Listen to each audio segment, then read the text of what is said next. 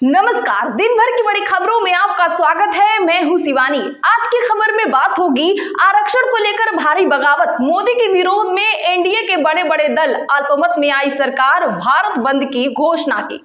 वहीं अखिलेश ने वापस लिया मानसून ऑफर, अनुप्रिया पर डाले डोरे की, साथ ही केजरीवाल की जमानत पर हाईकोर्ट के बड़े फैसले की और बंगाल में टीएमसी के साथ आए बीजेपी के विधायकों की। वहीं बांग्लादेश में सड़कों पर जनता, हालात बेकाबू, शेख हसीना ने दिया इस्तीफा, भाग कर आई भारत, साथ ही इलेक्शन में गड़बड़ी पर चुनाव आयोग की प्रतिक्रिया की। इसी के साथ आज दिन भर की सभी बड़ी और प्रमुख खबरों को जानेंगे विस्तार से। उससे पहले एक नजर सुर्खियों पर। संसद का 11वां दिन, विपक्ष ने पूछा सहारा ग्रुप के कितने निवेशकों का पैसा वापस मिला। वित्त मंत्री ने दिया जवाब, बोली कोर्ट में जाकर पूछिए। सोशल मीडिया पर लगाम लगाने की तैयारी, प्रसारण सेवा विधेयक को लेकर केंद्र पर बरसी प्रियंका गांधी। अखिलेश यादव बोले सीएम को सिर्फ यादव और मुस्लिम नजर आए। केशव के लिए मानसून ऑफर खत्म, अनुप्रिया भाजपा छोड़ दें।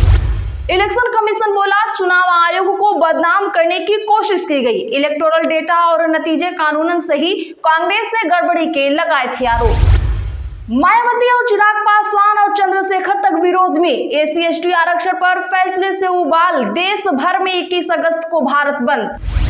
सीबीआई की गिरफ्तारी के खिलाफ केजरीवाल की याचिका खारिज, हाईकोर्ट बोला ऐसा नहीं लगता उनकी गिरफ्तारी बिना वजह हुई है। सुप्रीम कोर्ट द्वारा निर्धारित समय सीमा के अनुसार जम्मू कश्मीर में हो चुनाव, खड़गे ने रखी मांग।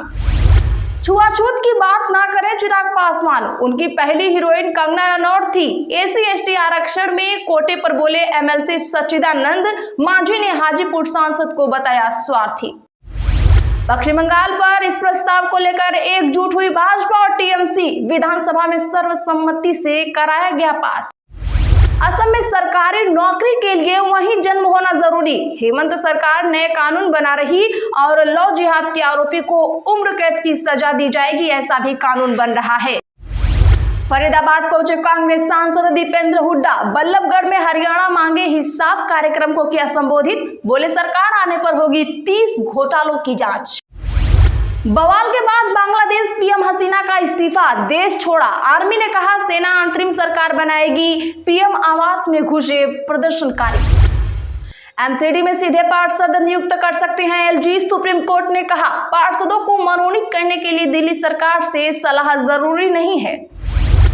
किस आधार पर दिया 77 मुस्लिम जातियों को ओबीसी कोटा, सुप्रीम कोर्ट ने बंगाल सरकार से मांगा जवाब। राजस्थान में कांग्रेस ने रफीक रामकेश जूली से साधे जातिगत समीकरण, बीजेपी ने राठौड़ अग्रवाल को दी जिम्मेदारी। आज एक बार फिर ताजमहल में घुसकर महिला ने मुख्य गुंबद पर भगवा लहराया, सावन सोमवार पर गंगा जल चढ़ाया, सीआईएसएफ ने दौड़ा कर पकड़ा। हिमाचल आपदा के 5 दिन बाद क्षेत्र का दौरा करेंगी कंगना रनौत, आज रामपुर में, कल समेज और बागी पुल के प्रभावितों से मिलेंगी। अखिलेश का केसों पर निशाना, ये हारे हुए कृपा पात्र मंत्री, ये बेचारे ओलंपिक में गेंद की तरह, इन्हें बयान मंत्री बना दीजिए। होर्डिंग की योजना को लेकर आदित्य ठाकरे का बीजेपी परिवार, देवड़ा बोले बीएमसी को बेवजह लव लेटर लिखना करें बंद। वक्फ कानून में संशोधन पर नकवी बोले इसकी जरूरत है, कांग्रेस सांसद ने कहा पहले बिल पर चर्चा जरूरी। आरोप साबित करो, राजनीति छोड़ दूंगा, डीके शिव कुमार ने केंद्रीय मंत्री को दे दी बड़ी चुनौती।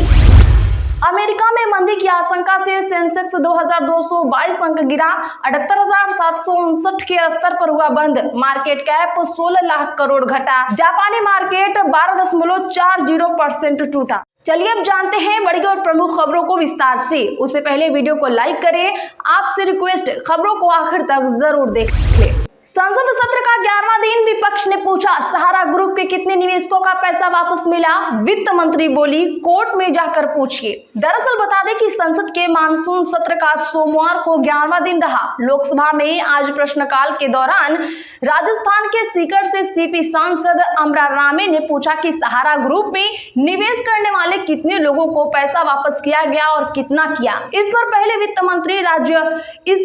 वित्त राज्य मंत्री पंकज चौधरी ने कहा अभी तक 138 करोड़ रुपए वापस किए जा चुके हैं। अमराराम इस पर संतुष्ट नहीं हुए और दोबारा सवाल किया। इस बार वित्त मंत्री निर्मला सीतारमण बोली, कोर्ट में जाकर पूछिए। वित्त मंत्री बोली, सुप्रीम कोर्ट हमें सुपरवाइज करता है, हमारे ऊपर हाथ उठाने का कोई फायदा नहीं है।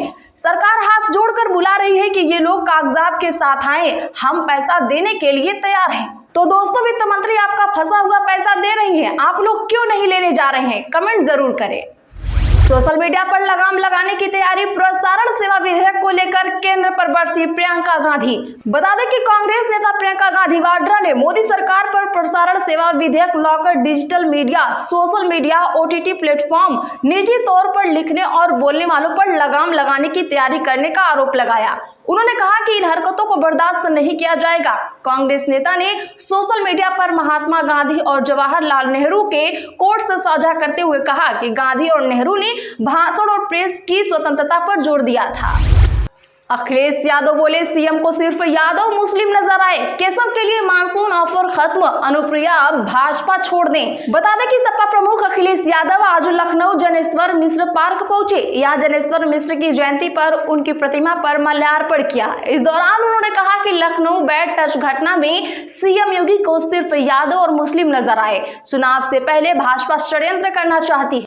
उन्होंने कहा कि मुस्लिम के प्रति भाजपा का रवैया अलोकतांत्रिक है, पुलिस वाले भाजपा कार्यकर्ता की तरह काम कर रहे हैं। इसके साथ ही अनुप्रिया पटेल और केशव मौर्य पर भी निशाना साधा।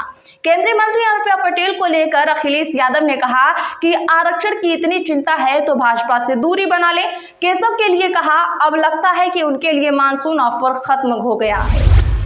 इलेक्शन कमीशन बोला, चुनाव को बदनाम करने की कोशिश की गई, इलेक्टोरल डेटा और नतीजे कानूनन सही। जी हां, बता दें कि चुनाव आयोग ने कहा कि अब तक के सबसे बड़े चुनाव को बदनाम करने के लिए कुछ झूठा कैंपेन चलाया जा रहा है। 2024 के लोकसभा चुनाव सबसे ज्यादा ट्रांसपेरेंट तरीके से कराए गए हैं। दरअसल बता दें कि 3 अगस्त को कांग्रेस नेता संदीप दीक्षित ने दिल्ली में प्रेस कॉन्फ्रेंस कर वोट फॉर डेमोक्रेसी नाम के एक संगठन की रिपोर्ट के हवाले से दावा किया था कि चुनाव की काउंटिंग में गड़बड़ी हुई है। मतदान के अलग अलग दिन रात 8 बजे दिए गए वोटिंग प्रतिशत और कुछ दिन बाद जारी किए गए फाइनल वोटिंग प्रतिशत में बड़ा अंतर देखने को मिला है। रिपोर्ट में दावा किया गया है कि कुछ राज्यों में 10 से 12% वोटों में अंतर दिखा।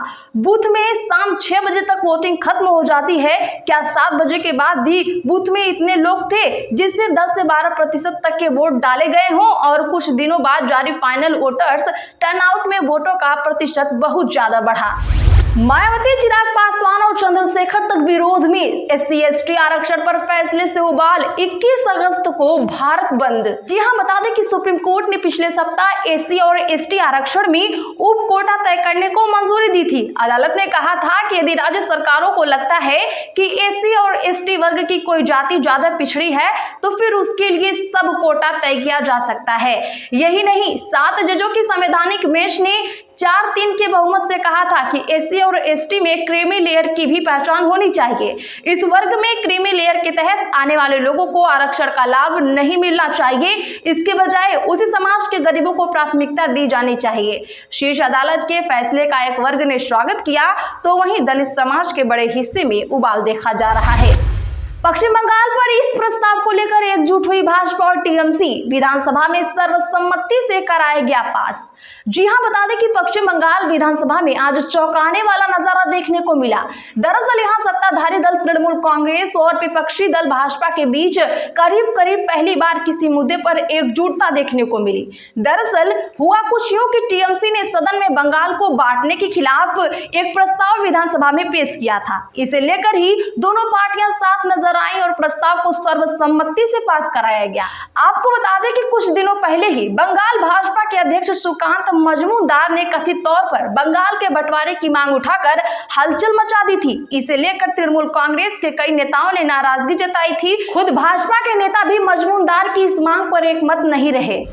फरीदाबाद पहुंचे कांग्रेस सांसद दीपेंद्र हुड्डा, बल्लभगढ़ में हरियाणा मांगे हिसाब कार्यक्रम को किया संबोधित, बोले सरकार आने पर होगी 30 घोटालों की जांच। जी हां, बता दें कि फरीदाबाद जिले के बल्लभगढ़ में हरियाणा मांगे हिसाब कार्यक्रम में पहुंचे दीपेंद्र हुड्डा ने सभी फसलों को MSP पर खरीदने के मुख्यमंत्री के ऐलान पर तंज कसते हुए कहा कि अब 35 दिनों में कौन सी फसल आ रही है जिसका ये MSP देंगे, क्योंकि उसके बाद चुनाव में भाजपा की सरकार जा रही है और कांग्रेस की आ रही है। है। दीपेंद्र हुड्डा ने कहा कि कांग्रेस सरकार आने पर भाजपा की 10 साल की सरकार में हुए करीब 30 घोटालों की जांच कराई जाएगी।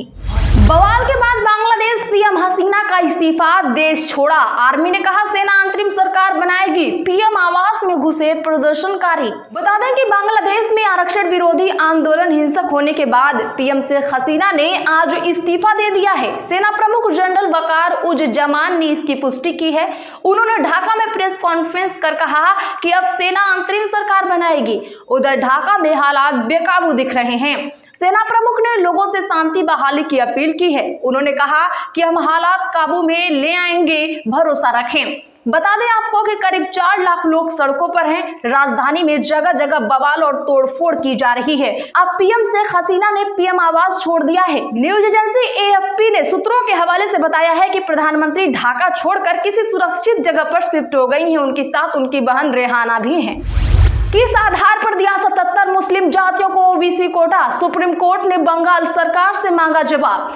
जी हां, बता दें कि बंगाल में 77 मुस्लिम जातियों को ओबीसी आरक्षण दिए जाने के फैसले पर सुप्रीम कोर्ट ने राज्य सरकार से जवाब मांगा है।